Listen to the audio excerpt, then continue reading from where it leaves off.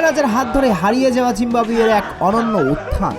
যে জিম্বাবুয়ে 2024 টি-20 বিশ্বকাপে আফ্রিকা অঞ্চলের বাছাই পর্বে উগান্ডার সাথে হেরে বিশ্বকাপে কোয়ালিফাই করতে পারেনি, আর 2 বছরের ব্যবধানে সেই জিম্বাবুয়ে অস্ট্রেলিয়া ও শ্রীলঙ্কাকে টপকে টেবিলের টপার হয়ে জায়গা করে নিয়েছে সুপার 8-এ। জিম্বাবুয়ের এই সাফল্য বদলে যাওয়ার মূল নায়ক ক্যাপ্টেন সিকিন্দার রাজা, যার হাত ধরেই বিংশ শতাব্দীর জিম্বাবুয়েকে পেয়েছে ক্রিকেট বিশ্ব। কেন জিম্বাবুয়ের এই বদলে যাওয়ার মূল নায়ক সিকিন্দার রাজা আর 2 বছরের ব্যবধানে কিভাবে জিম্বাবুয়েকে বদলে দিয়েছেন সেই গল্প আজ জানাবো আপনাদের।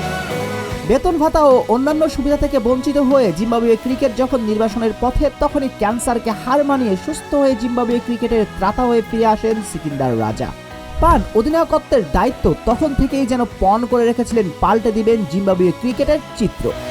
বর্তমান টি-20 অলরাউন্ডার র্যাঙ্কিংয়ে অবস্থান করছেন 2 নম্বরে। পাশাপাশি সিকিন্দার রাজা যে টি-20 ক্রিকেটের কম্বো প্যাকেজ সেটা প্রমাণ করেছেন 39 বছর বয়সে এসেও বিশ্বের সব টি-20 ফ্র্যাঞ্চাইজি ক্রিকেট খেলে। 2026 বিশ্বকাপ বাছাই পর্বে সিকিন্দার রাজা ছিলেন সর্বোচ্চ রান সংগ্রহকারী। এর মাঝে গাম্বিয়ার বিপক্ষে হাঁকান 33 বলে সেঞ্চুরি, যে সেঞ্চুরি জিম্বাবুয়ে টি-20 ক্রিকেট ইতিহাসের একমাত্র সেঞ্চুরি। শুধু যে ব্যাটে তিনি মারকাটারি ইনিংস খেলেন তা নয়, বোলিংয়েও সমান তালে আগুন ঝরান 24 নম্বর জার্সিধারী রাজা।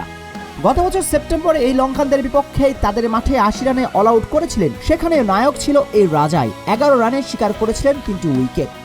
সিকিন্দার রাজা যে একজন সত্যিকারী রাজা, সেটা আরও একটা রেকর্ড জানলে তবেই হয়তো বিশ্বাস করবেন আপনারা। ইন্টারন্যাশনাল টি-20তে বিরাট কোহলিকে টপকে সবচেয়ে বেশি ম্যান অফ দ্য ম্যাচের মালিক এই সিকিন্দার। ম্যান অফ দ্য ম্যাচের প্লে কার্ড হাতে তুলেছেন মোট 18 বার। তার থেকে বিশ্ব ক্রিকেটে আর কেউ বেশি করে দেখাতে পারেনি।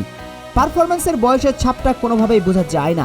এই সিকিন্দার রাজাও হয়তো একদিন ক্রিকেট থেকে বিদায় নেবেন, কিন্তু জিম্বাবুয়েকে হ্যামিলিয়নের বাসী হওয়ার মতো পথ দেখানো সিকিন্দার রাজাকে হয়তো কোনোদিন ভুলবে না জিম্বাবুয়ে ও ক্রিকেট বিশ্ব।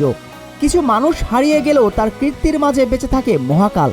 অথচ কয়েক বছর আগে ক্যান্সারকে হার মানিয়ে নিজেকে সঁপে দিয়েছেন ক্রিকেটের মাঝে।